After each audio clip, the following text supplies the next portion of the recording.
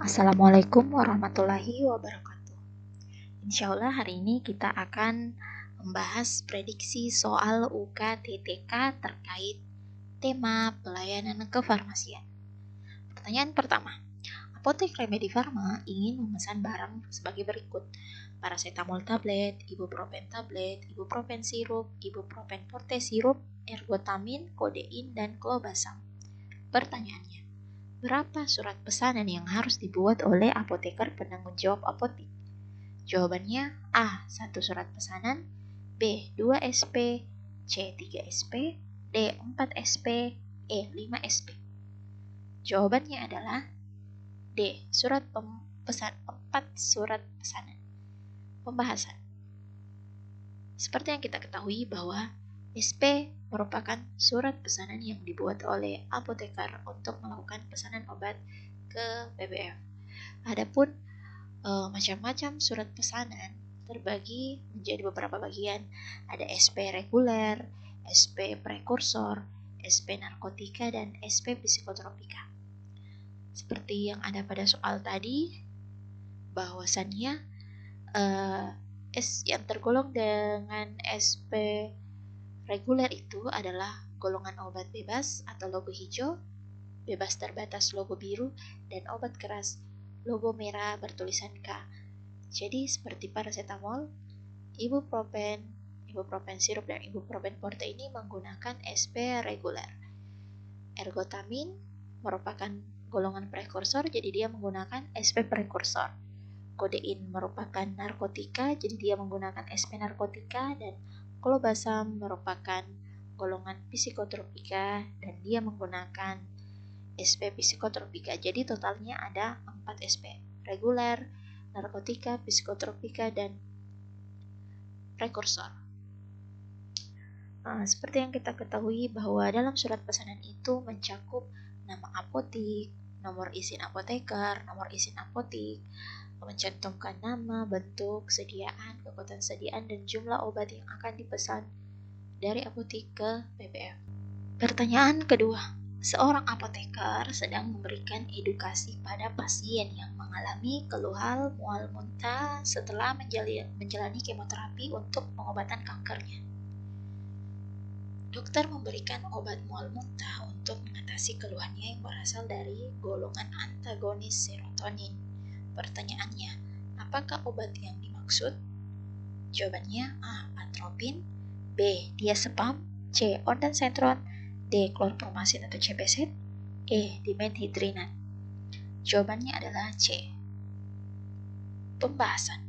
Ondansetron adalah antiemetik yang termasuk golongan antagonis reseptor 5-HT3 atau 5-hidroksitriptamin atau disebut juga dengan antagonis reseptor serotonin. Nah, ondansetron ini merupakan obat yang digunakan untuk mencegah serta mengobati mual muntah yang bisa disebabkan oleh efek samping kemoterapi, radioterapi, atau pasca operasi. Sedangkan atropin dia digunakan untuk mengobati kejang seperti kejang perut, usus, dan kandung kemih. Atropin ini juga dapat digunakan untuk menjaga detak jantung pada pasien yang sedang mengalami atau dilakukan tindakan operasi. Sedangkan diazepam pada umumnya dia berfungsi untuk menangani kejang juga. Diazepam ini merupakan golongan psikotropika. Obat ini juga digunakan untuk menenangkan pasien sebelum operasi dan menangani gangguan kecemasan berat. Sedangkan D, chlorpromazine atau CPZ ini adalah obat untuk menangani gejala psikosis seperti halusinasi, pikiran tidak wajar. Pada penyakit skizofrenia juga digunakan CPZ. Sedangkan dimenhydrinat dia juga antiemesis yang bermanfaat untuk mencegah dan mengobati mual muntah atau berputar-putar seperti vertigo. Namun ini untuk kondisi yang mual muntah ringan, tidak seperti terapi untuk ondansetron, mual muntah yang dialami setelah menjalani kemoterapi. Karena ondansetron ini termasuk antiemetik golongan serotonin 5-HT3 atau antagonis reseptor yang bekerja dengan cara menghambat reseptor serotonin di saluran cerna dan sistem persarapan pusat, senyawa kimia alami yang merangsang timbulnya mual dan muntah. Makanya ondansetron ini dia digunakan untuk mencegah keluhan mual muntah pada pasien yang menjalani kemoterapi. Pertanyaan ketiga. Seorang TTK menerima pasien yang datang ke apotik dengan mengeluh penyakit wasirnya kambuh. Pasien merasakan sakit dan itu sangat mengganggu aktivitasnya. Petugas TTK kemudian mengambilkan obat ultraproch and suppositoria. Nah, pertanyaan, informasi apakah yang perlu disampaikan terkait obat tersebut? Pilihannya A. Digunakan melalui dubur dan disimpan di suhu ruangan. B. Digunakan melalui dubur dan disimpan di lemari narkotik. C. Digunakan melalui dubur dan disimpan di lemari pendingin. D. Digunakan dengan cara diminum dan disimpan di suhu ruang. E. Digunakan dengan cara diminum dan disimpan di lemari pendingin. Jadi kata kuncinya di sini adalah obat ultraproch and suppositoria. Berarti kita mencari jawaban yang ada kaitannya dengan suppositoria. Jawabannya adalah C. Digunakan melalui dubur dan disimpan di lemari pendingin. Pembahasan. Ultraproch and suppositoria merupakan sediaan anorektal yang mengandung glukortolon bivalet dan lidokain HCl. Glukortolon merupakan senyawa obat dari golongan glukokortikoid yang memiliki kemampuan anti-inflamasi atau anti peradangan atau anti pembengkakan, mengurangi peradangan.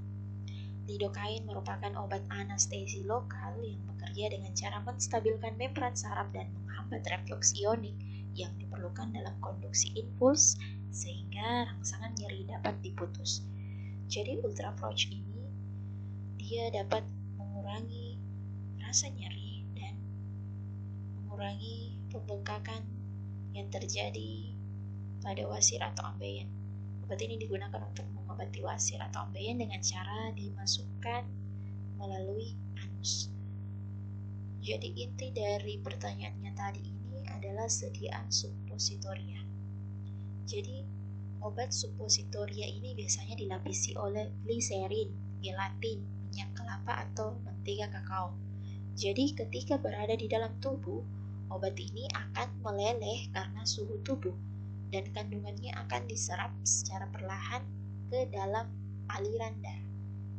Nah, kaitannya juga tadi terkait penyimpanannya, yaitu dia harus disimpan di lemari pendingin. Karena kalau dia disimpan di suhu ruangan, ditakutkan akan terjadi pelelehan. Sedangkan di lemari narkotik bukan, karena dia bukan golongan obat narkotika. Dan ini jawaban D dan E ini salah karena dia digunakan dengan cara diminum, sedangkan suppositoria ini penggunaannya adalah melalui dubur. Pertanyaan keempat, seorang pasien dengan keluhan edema ini pembengkakan pada bagian tubuh karena kelebihan cairan, dirawat di rumah sakit. Obat furosemid injeksi diresepkan oleh dokter sebanyak 2 kali sehari 20 mg selama 5 hari. Dalam pemberian obat tersebut sering terjadi efek samping pada pasien. Nah, apakah efek samping yang sering terjadi? Pilihannya A. Hipotiroid, B. Hipokalemia, C. Hipoglikemia, D. Hiperkalemia, E. Hipokalsemia. Jawabannya adalah B. Hipokalemia. Pembahasan. Furosemid merupakan obat golongan loop diuretik yang digunakan untuk terapi kelebihan cairan atau edema akibat gagal jantung, gagal hati, atau gangguan ginjal termasuk sindrom nefrotik. Jadi adanya kondisi kegagalan jantung atau gagal hati atau bahkan gangguan ginjal sehingga menyebabkan fungsi jantung, hati, dan ginjal ini tidak berfungsi secara normal sehingga mengakibatkan terjadinya kelebihan cairan atau penumpukan cairan yang disebut dengan edema. Nah, dibutuhkan obat furosemid golongan narkotika golongan loop diuretik untuk mengeluarkan kelebihan cairan tersebut.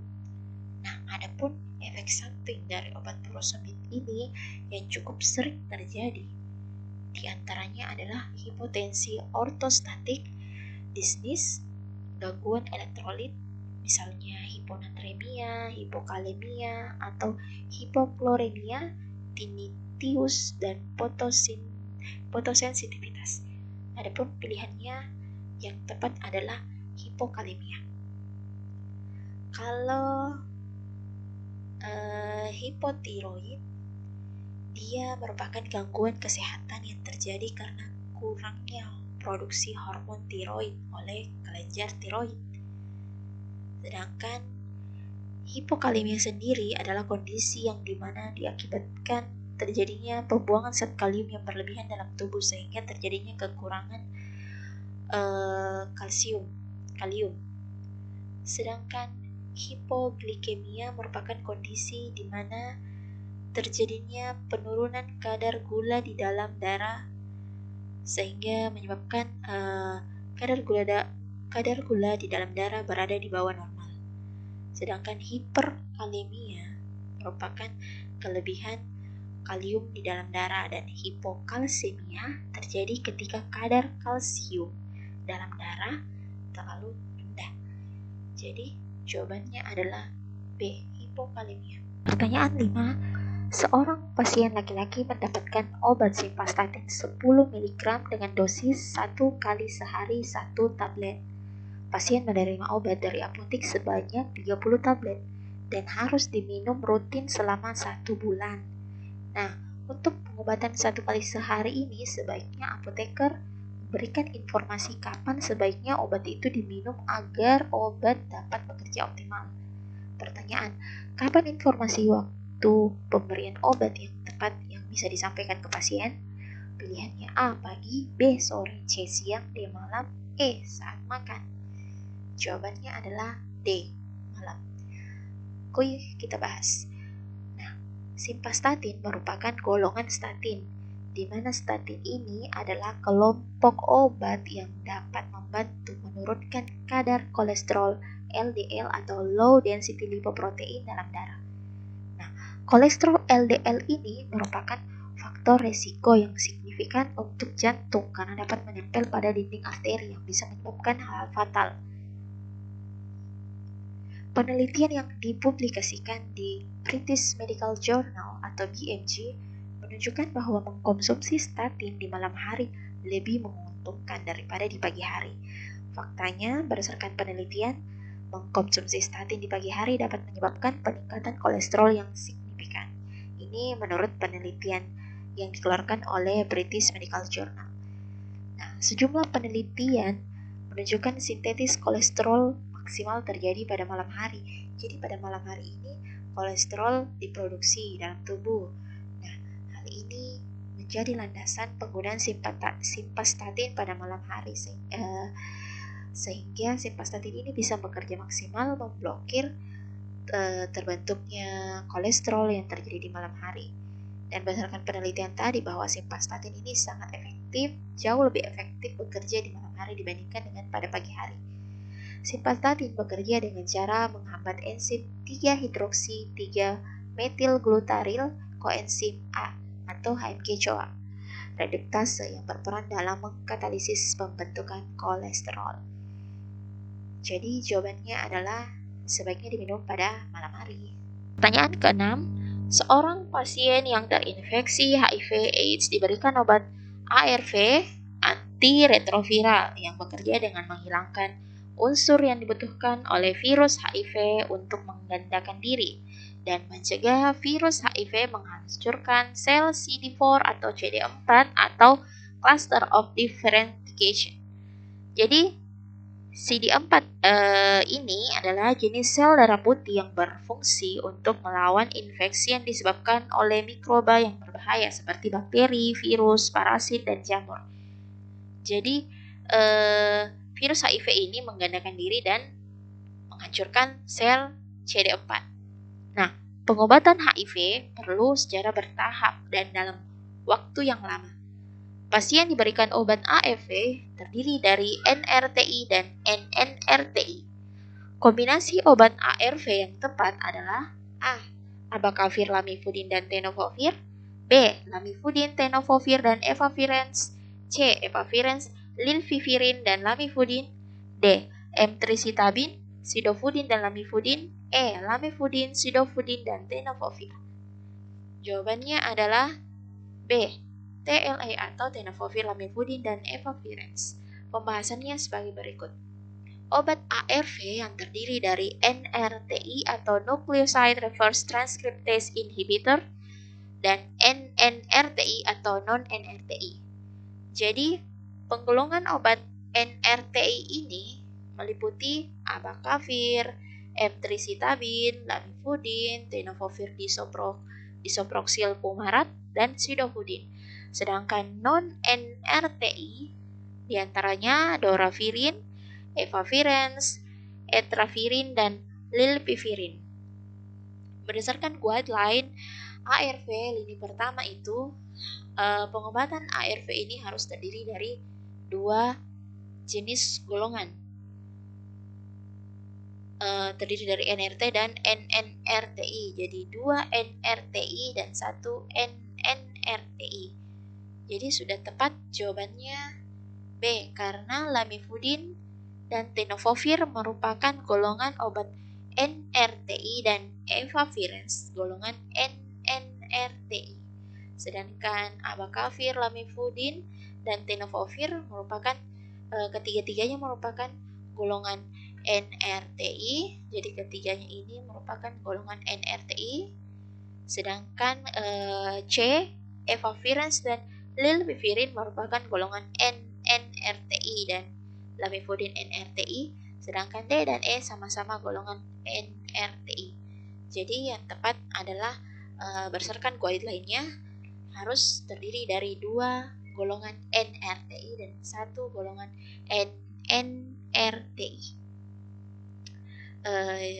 Perlu kita ketahui bahwa pasien yang terinfeksi HIV harus segera mengkonsumsi antiretroviral. Begitu dia didiagnosa menderita HIV agar perkembangan virus HIV dapat dikendalikan. Nah, penting untuk diingat, menunda pengobatan dapat membuat virus terus merusak sistem kekebalan tubuh. Virus HIV ini dia terus-menerus menghancurkan CD4 atau CD4 atau cluster differentiation dan meningkatkan resiko infeksi berkembang menjadi AIDS. Jadi apabila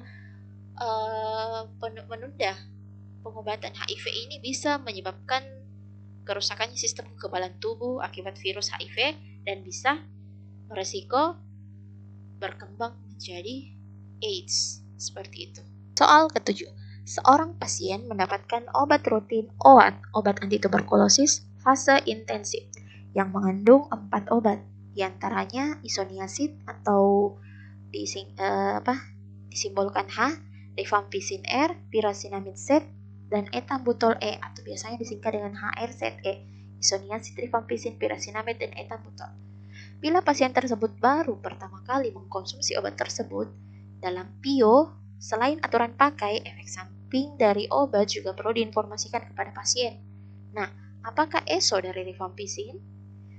Pilihannya A. Tremor, B. Alopecia, C. Dermatitis, D. Mulut kering, E. Urin kemerahan. Jawabannya adalah E. Urin kemerahan. Lihat pembahasannya. Pengobatan fase intensif dari tuberkulosis menggunakan kombinasi 4 jenis obat antituberkulosis untuk menurunkan jumlah bakteri Mycobacterium tuberculosis penyebab TBC dengan cepat. Menurut World Health Organization atau WHO merekomendasikan regimen pengobatan TB selama 6 bulan dengan beberapa jenis obat sekaligus atau disebut dengan multidrug. Jadi ada 4 jenis tadi, yaitu HRZE, isoniazid, rifampicin, etambutol, dan pyrazinamide. Adapun ESO-ESO yang mungkin timbul setelah mengkonsumsi HRZE diantaranya untuk isoniazid kemungkinan ESO-nya adalah neuropati perifer. Sedangkan rifampicin adalah warna urin, air liur, keringat, air mata, bahkan gigi menjadi kemerahan. BZA atau pyrazinamide kemungkinan ESO-nya adalah nyeri sendi, Sendi tampak bengkak, kemerahan, terasa panas dan kaku, serta bisa menyebabkan kehilangan selera makan. Sedangkan etambutol, efek sampingnya kemungkinan menurunkan kualitas penglihatan. Jadi jawabannya sudah tepat, urin kemerahan. Baiklah, demikianlah pembahasan prediksi soal UKTTK kita pada hari ini. Thanks for watching. Jika video ini bermanfaat, silakan di like, comment, share, dan subscribe. Dan jangan lupa klik tombol lonceng ya. Terima kasih. Assalamualaikum warahmatullahi wabarakatuh.